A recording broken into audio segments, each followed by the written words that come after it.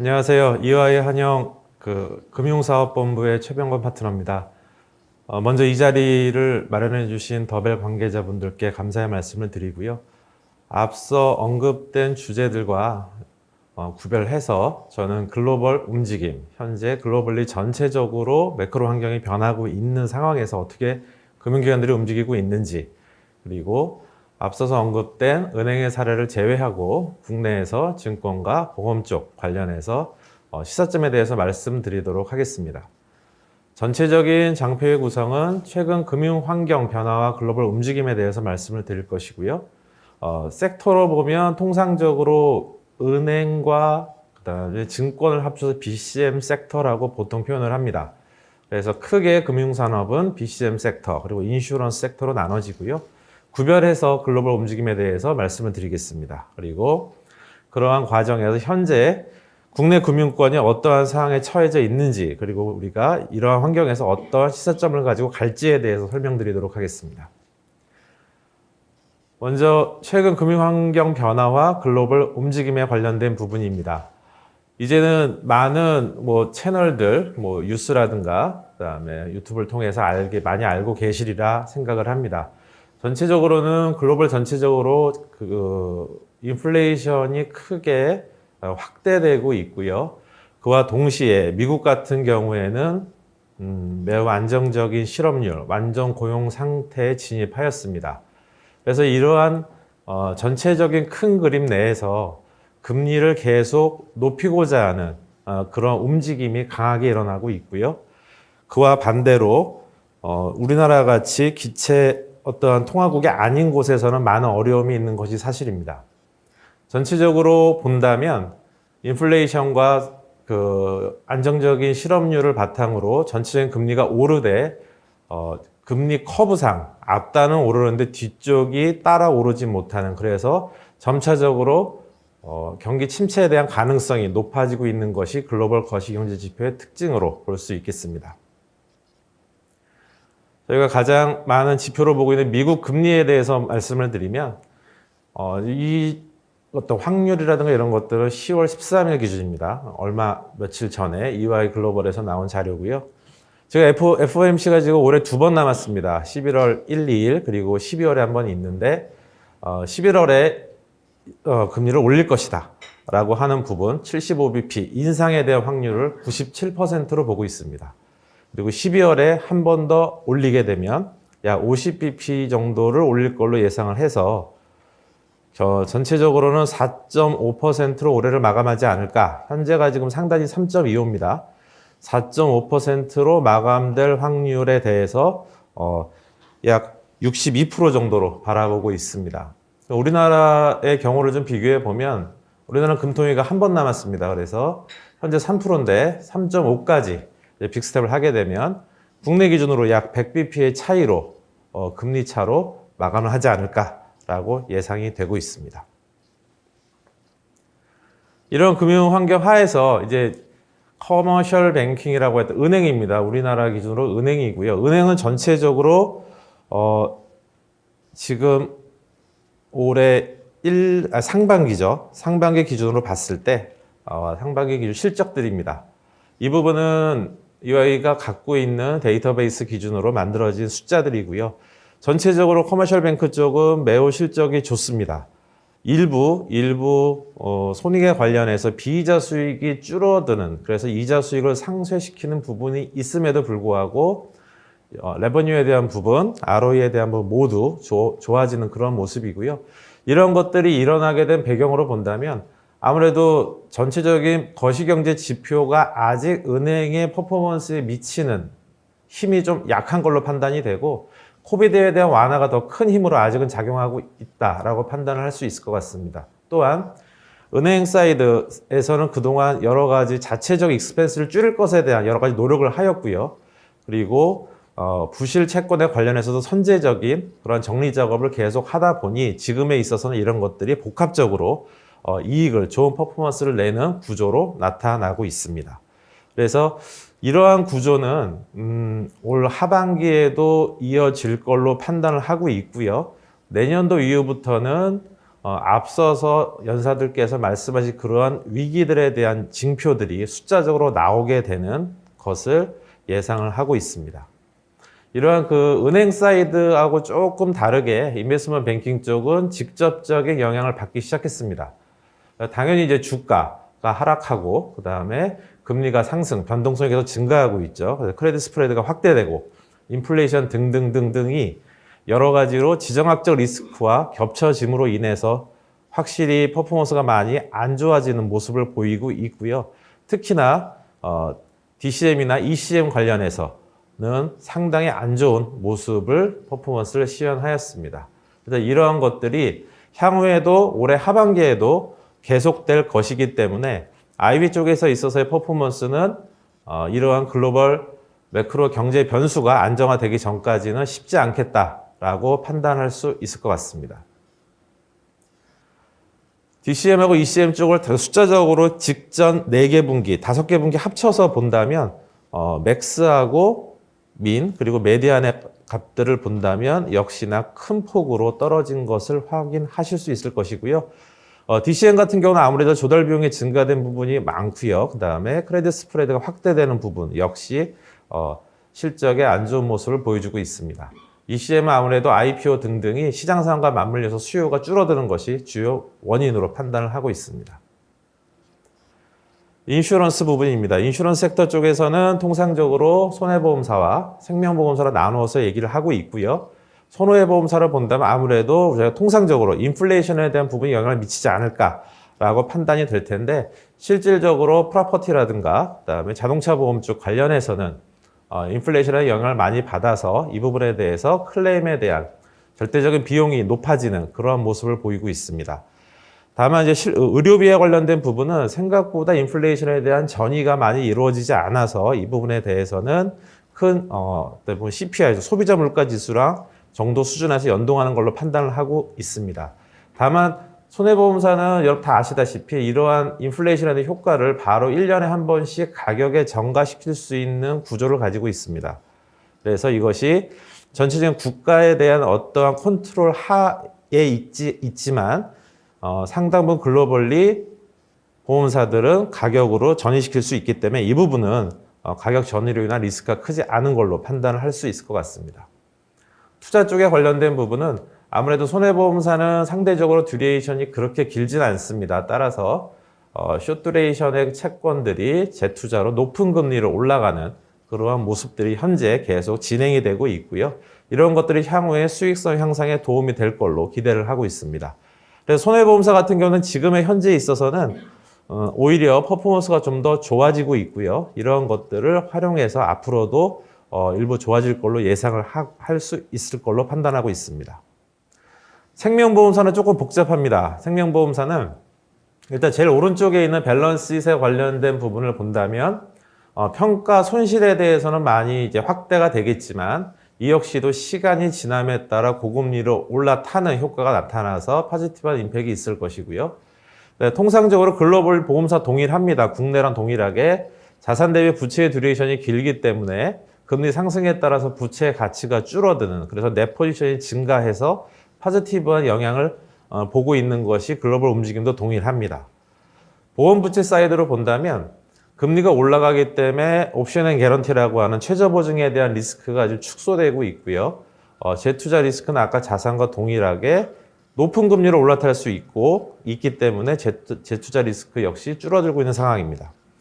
다만 리스크 로직을 캡처할 수 있는 부분은 해약률에 관련된 부분입니다. 저축성 보험은 우리나라뿐만 아니고 글로벌 보험사도 많이 팔고 있고요. 이러한 부분에 있어서 금리가 상승함으로써 좀 더 나은 저축성으로 갈아타고자 하는 수요가 상당합니다. 그래서 해약률에 대한 부분이 지금 높게 나타나고 있고 이것은 맨 왼쪽에 있는 새로운 저축성 상품의 수요와 맞물려서 많은 턴오버가 지금 발생되고 있는 상황입니다. 전체적으로는 금리가 오르면 보험료 자체를 싸게 동일한 보장을 하더라도 동일한 보장을 싼 보험료로 보험 상품을 만들어낼 수 있습니다. 따라서 이런 부분들도 MS를 높일 수 있는 어떠한 기회로 작용을 하고 있어서 유동성을 제외하고는 글로벌 보험사들 이번은 어떻게 보면 약간의 기회로 보고 있는 면도 없지 않아 있는 걸로 판단하고 있습니다. 이 정도가 그 앞단에 있어서 상반기 퍼포먼스하고 향후 어떻게 갈 것인가에 대해서 EY 글로벌에서 어떻게, 그리고 EY가 어떻게 바라보고 있는지에 대해서 설명을 좀 드렸습니다. 두 번째 섹션은 그래서 국내 금융권은 어떠한가, 그리고 우리가 지금 이 지점에서 어떤 시사점으로 좀 가져가야 될 것인가에 대해서 설명드리도록 하겠습니다. 국내 금융권 같은 경우는 조금 복잡합니다. 앞단에 은행에서 많이 말씀을 해주셨기 때문에 증권 보험 위주로 말씀을 드릴 것인데, 글로벌의 어떤 인슈런스 섹터와 국내 섹터가 좀 다르고요. 증권사 또한 약간 다른 부분이 있어서 그걸 좀 구별해서 우리나라 국내 금융권에 포커싱해서 말씀드리도록 하겠습니다. 일단 주요 금융 지표를 국내 걸로 갖고 왔습니다. 그래서 당연히 이제 그 물가에 대한 부분은 올라가고 있고, 역시 국고채 10년을 봤을 때 역시 상승하고 있는 모습입니다. 어제 기준으로 봤더니 4.2까지 올라갔고요. 이런 것들이 향후 올해 앞서 말씀드린 대로 미국 금리와 더불어서 한 50bp가 더 오른다라고 한다면 그거보다 더 올라서 4.5 이상으로 시장 금리는 오르지 않을까라고 판단을 하고 있습니다. 그와 동시에 저희가 그 US 원달러 환율에 대한 것을 고민해야 되는 나라이기도 하죠. 그래서 전체적으로 원달러 환율은 지금 1,400을 뚫고 올라가고 있고, 앞서 말씀드린 대로 국내 올해 말 미국의 FOMC하고 국내 그 금통 일정을 봤을 때 100bp 정도 차이가 난 걸로 봤을 때에는 원달러 환율 또한 일부 더 올라가지 않을까라고 생각을 하고 있습니다. 이러한 환경에서 당연히 코스피는 불확실성을 반영해서 계속 지금 낮은 수준으로 가고 있는 모양새입니다. 전체적으로 이런 움직임을 보면 금리 상승에 대한 리스크, 인플레이션에 대한 리스크, FX 스팟 또는 포워드에 관련된 리스크 등등이 발현될 걸로 예상이 됩니다. 증권사나 그 보험에 관련해서는 어떤 이슈가 있는지 주되게는 제가 최근에 그 언론에 제공된 기사를 좀 갖고 왔습니다. 증권사 쪽에 관련해서는 가장 많은 나와 있는 것들이 이제 사업성에 대한 어떠한 비즈니스 라인을 통해서 돈을 벌 것인가에 대한, 즉 그것은 뭐냐면 돈을 벌 수 있는 비즈니스가 없다라고 얘기하는 것이 지배적입니다. 전체적으로 그 여러 가지 주식에 관련된 그 여러 가지 국내 개미들이 동학, 개미 뭐 등등 해갖고 거래량이 매우 많았던 직전과는 다르게 현재는 거래대금 매우 줄은 상황이고요. 그리고 그것 또한 채권에 관련해서도 금리가 상승으로 인해서 한 방향으로 가기 때문에 채권 운용을 통한 이익을 보기에도 어려운 상황입니다. 그래서 주가에 대한 주식에 관련된 리스크, 금리 상승에 대한 리스크 등등이 계속 가고 있고요. 이러한 부분들과 비교해서 보니까 전체적으로는 은행이 지금 증권보다는 훨씬 나은 수익 모델을 가지고 있다라고 평가할 수 있을 것 같습니다. 증권사에 있어서 또 하나의 화두가 되는 부분은 사실은 PF에 대한 부분입니다. 그래서 현재 부실 규모에 대한 PF 규모가 어떻다에 대한 부분이 계속 나오고 있고요. 은행과는 다르게 증권사는 규모가 되게 다양합니다. 큰 데도 있고 작은 데도 있고, 그리고 개수도 많기 때문에 이러한 각각의 회사들이 어떠한 리스크 관리 전략을 가지고 비즈니스를 영위하는 데는 표준화시켜서 말씀드리기는 어려울 것 같습니다. 다만 부동산 PF와 관련해서는 첫 번째로는 인플레이션 상승으로 인한 건설 비용이 증가되는 게 있을 것이고요. 이러한 위험에 어떠한 더해져서 아파트 분양률, 아파트 가격이 지금 어쨌든 하락 국면으로 들어갔습니다. 그래서 거기에 따른 분양률이 저하됨으로 인한 사업성에 대한 리스크가 또 증가되고 있고요. 거기에 또 더해져서 금리가 오르고 최근에 있었던 여러 가지 레고 사태 등등으로 인한 크레딧 스프레드 증가까지 포함하여서 조달 비용이 세 가지가 복합적으로 나타나다 보니까 PF, 특히 증권사에서 많이 하고 있는 브릿지론에 관련해서는 그 리스크에 대한 정도가 큰 걸로 인지를 하고 있고요. 이 부분에 대해서는 지금 어떤 캐피탈 마켓에서 해결하기에는 많은 부분 어려움이 있지 않을까라고 판단을 하고 있습니다. 그래서 증권 섹터가 여러 가지로 지금 그리고 앞으로 특히 우리나라는 브릿지론에 관련된 부분 때문에 더 어려워지지 않을까라고 판단을 하고 있습니다. 국내 보험사 같은 경우에는 언론에 가장 많이 나오는 게 유동성에 대한 부분입니다. 보험사가 앞서서 글로벌리 동의를 하고요. 글로벌 전체적으로 보장성 보험만 판매할 경우에는 나타나지 않는 리스크인데 글로벌 보험사 역시도 그 저축성 보험으로 자금을 조달하고 자산 운용을 통해서 이익을 보는 사업 모델을 많이 갖고 있습니다. 그래서 저축성 보험에 대한 해지율이 어마어마하게 지금 높아지고 있고요. 이것이 유동성에 대한 위기로 나타나고 있습니다. 그래서 보험사들도 증권사랑 마찬가지로 크기도 다양하고 전체적으로 생손보 합쳐 30개 보험사가 지금 국내 영위를 하고 있고요. 여기에서 저축성 보험에 캐시인에 의지하고 있는 보험사가 상당히 됩니다. 그런 모든 보험사들은 다 지금 유동성 리스크에 빠져 있다고 보시면 될 것 같고요. 그 부분에 대해서는 수요는 과거에 들었던 싼 어떠한 그 금리가 저금리의 저축성 상품을 고금리로 갈아타는 또는 아무래도 듀레이션이 상대적으로 짧은 은행, 저축은행 등등의 예금으로 그 수요가 더해지는 그러한 모습을 보여주고 있습니다. 따라서 보험사도 그러한 것들을 업종 내 경쟁이 아니고 업종 간 경쟁에서 이기기 위해서 높은 금리를 제시하면서 저축성 상품을 찍어내고 있는 상황입니다. 그래서 이러한 부분은 향후 금리 상승이 안정화될 때까지 계속될 걸로 판단이 되고요. 그래서 이러한 환경에서 저축성 보험에 대한 리밸런싱은 계속 일어날 걸로 판단을 하고 있습니다. 그리고 상대적으로 해약이 높은데 캐시인을 확보를 못할 경우에는 BI 여러 가지 그 재무 비율 또는 리스크 비율이 좋다 할지라도 유동성으로 인한 회사가 어려움을 갖게 되는 모습이 될 걸로 판단하고 있습니다. 또 한 가지에 대한 리스크 부분은 사실은 해외 투자에 대한 부분입니다. 그래서 삼성화나 교보라고 이렇게 했지만 기사에 나와 있는 부분이고요. 전체적으로 보험회사 전체적인 자산운용 규모는 약 1,000조 정도 됩니다. 1,000조 정도 되는데 그중에 해외 투자가 10에서 20% 정도 되고요. 그 보험사 해외 투자의 특징은 어쨌든 보험 부채가 장기다 보니까 자산 또한 장기로 운용을 합니다. 그런데 외화 현금 흐름에 대해서 풀 해지를 하지 않고 미스매치 해칭을 통해서 짧게 가져가는 구조로 가져가고 있습니다. 그러한 환경에서 지금같이 미국과 우리의 금리 차가 100bp 이상 차이가 나면 우리가 통상적으로 미국보다 항상 100bp 정도 높은 금리 차로 인해서 FX 프리미엄이 플러스해서 추가 수익으로 얘를 인식을 했다라면 반대가 됐습니다. 그래서 과거에 달러로 투자해서 예를 들면 3%를 벌고 FX 플러스를 100bp 더 얹어 4%를 예상 수익률을 했다면 이제는 2%가 되는 그러한 상황이 됐고요. 이러한 네거티브 마이너스 FX 프리미엄에 대한 것 역시 지금의 미국이 금리를 올리는 환경과 우리가 그걸 따라가지 못하는 환경이 지속될 수밖에 없다는 걸 고려한다면 이 부분은 계속적으로 손실로서 나오게 될 걸로 판단하고 있습니다. 뒤에서도 말씀드리겠지만 이 부분이 이슈가 되는 거는 손실은 나는데 이거를 캡처할 수 있는 리스크 프레임워크가 너무 약합니다. 그래서 리스크는 없는데 손실은 나고 리스크가 없는데 손실은 나는 그러한 구조로 현재 계속 가고 있는 영역이기도 합니다. 그 언론에서 또 하나 나오는 것이 채권 평가손이 증대돼서 RBC가 악화되고 등등은 사실은 내년도 1월 1일부터 IFRS 17이 도입되기 때문에 자산부채 시가평가가 동시 도입됩니다. 그래서 도입된과 동시에 부채가 듀레이션이 더 긴 게 일반적이므로 그 평가손익에 관련된 부분은 해소될 걸로 판단하고 있습니다.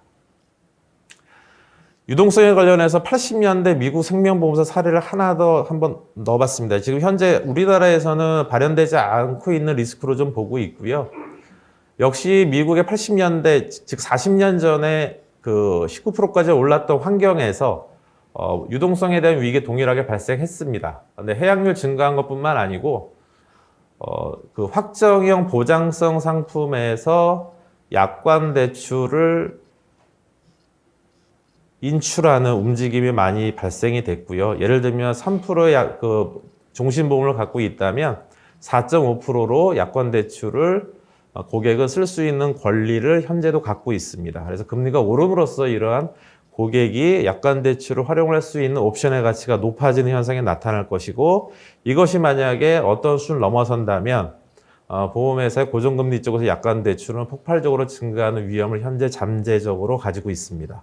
그러면 보험사는 당연히 이것을 고객의 권리이기 때문에 당연히 이 부분을 원칙적으로 대응을 해야 되고 대응할 수 있는 캐시를 마련해야 되는 어려움이 있을 걸로 판단되고요. 이 부분은 국내 보장성 보험이 2000년 이후에 팔렸기 때문에 이러한 리스크는 40년 전 어떠한 매크로 변수가 이번에 발현되는 것과 더불어서 어떠한 모습으로 나올지에 대해서는 계속 예의주시를 하고 있습니다.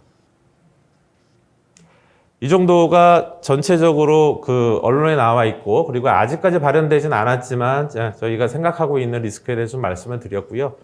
관련해서 시사점에 대해서는 저도 그 금융업계에 20년 넘게 있었지만 사실은 여러 가지 스트레스 테스트, 그리고 정상 상황에서 밸류 리스크를 많이 측정을 하고 있지만 지금의 환경의 부분을 어떤 밸류 리스크, 일반적인 리스크 측정에 놓는 것보다 사실은 일단은 위기상황 분석에 좀 넣어야겠다는 생각을 좀 많이 하고 있습니다. 물론 지금 이미 감독원하고 관련한 움직임이 많이 있는 걸로 알고 있고요. 이제 과거 우리 IMF, 그 다음에 2008년 금융위기까지 했다면 이제는 지금의 시기를 또 하나의 케이스로 넣고 금리 상승에 대해서, 그리고 미국과 우리나라의 금리 차에 대해서, 그다음에 고인플레이션에 관련된 모든 시나리오가 복합적으로 만들어진 지금의 리얼월드 시나리오를 하나의 케이스로 놓고 디테일하게 각 회사별로 가져가는 것이 좀 분석이 필요하다고 판단이 됩니다. 회사별로 동일하지 않기 때문에 증권과 보험 같은 경우에는 이런 부분에 있어서 결과가 상당히 다르게 나타날 것이고 각 회사가 거기에 맞는 자체적인 대응 방안을 내와야 되는 시점으로 판단을 하고 있습니다. 특히 마지막으로 이제 보험에 관련된 부분인데, 보험이 자꾸 제가 말씀드린 이유는 국제적으로 IFRS 17이 내년 초에 도입이 되고 리스크 프레임워크도 이제 완전히 바뀌게 됩니다. 그래서 전체적인 규제에 대한 환경이 많이 바뀌는 환경에서 대외적인 매크로 변수까지 지금 닥침, 보험사 입장으로 보면 상당히 어려운 환경이기도 합니다. 숫자를 뽑기도 힘든데 뽑은 것에 대한 변동분을 고려해서 어쨌든 앞으로 비즈니스를 만들어가는 상황이 현재의 모습이고요. 전체적으로는 해결해야 될 부분으로 3가지 정도를 만들어 놨습니다. 현재 저금리에 대한 리스크가 워낙 크기 때문에 여기 디테일한 숫자, 용어들이 있지만 비현실적인 부분이다라고 많이 얘기 나왔던 부분들이 이제는 10년에 4.2까지 올라갔기 때문에 현실적이 됐습니다. 그래서 이러한 부채에 관련된 할인율 등등에 관련돼서는 제도적으로 좀 더 감독원과 같이 돼야겠지만 양성화시켜서 진행할 필요가 있고요. 그다음에 LLP라고 하는 부분 역시도 그동안 제도적으로 금액적으로 업계 영향이 커서 도입하지 못했던 부분들을 이제는 도입할 때가 됐다라고 보고 있습니다. 그리고 여러 가지 킥스라고 하는 새로운 리스크 프레임워크에 대해서도 표준 모형 산출하는 것만으로도 힘든 상황인데 이거 역시도 여러 가지 해외 미스매치 해지 투자에 관련된 리스크의 정교화 부분이 지금 시점에서 필요하다고 판단이 들고요. 회사 내부적으로는 이러한 제도적인 적극적인 대응, 그래서 수익과 리스크를 다 합쳐서 이제는 보험회사도 은행처럼 자금 원가라든가 그다음에 상품 수익성에 대한 부분들, 그리고 이번처럼 저축성과 보장성이 해약률이 다르게 나는 부분들에 대한 섹터별 ALM 전략 등등을 경영관리에 녹여내서 이제는 이런 부분들이 이번 기회를 통해서 좀 더 관리 체계를 만들어 나가는 건 역시 중요한 시점, 그리고 중요하게 추진돼야 될 과제라고 보고 있습니다. 이 정도로 해서 앞달의 글로벌 움직임과 국내 금융권 그리고 시사점에 대해서 말씀드렸습니다. 마치도록 하겠습니다. 감사합니다.